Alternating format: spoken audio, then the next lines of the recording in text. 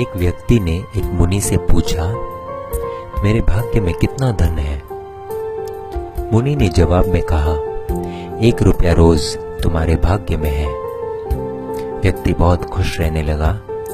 उसकी जरूरतें 1 रुपये में पूरी हो जाती थी। एक दिन उसके मित्र ने कहा, मैं तुम्हारे सादगी जीवन और खुशी देखकर बहुत प्रभावित हुआ हूँ और अपनी बहन की शादी तुमसे करवाना चाहता हूँ। उस व्यक्ति ने कहा, मेरी कमाई 1 रुपया रोज की है, इसको ध्यान में रखना, इसी में से ही तुम्हारी बहन को गुजारा करना पड़ेगा। मित्र ने कहा, कोई बात नहीं, मुझे रिश्ता मंजूर है।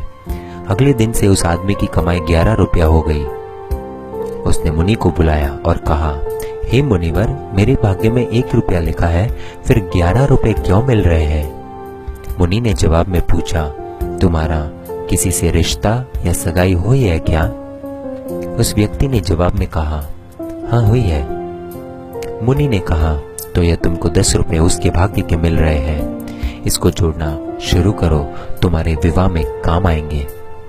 शादी के कुछ दिनों के बाद एक दिन उसकी पत्नी गर्भवती हुई और उसकी कमाई 31 रुपए होने लगी।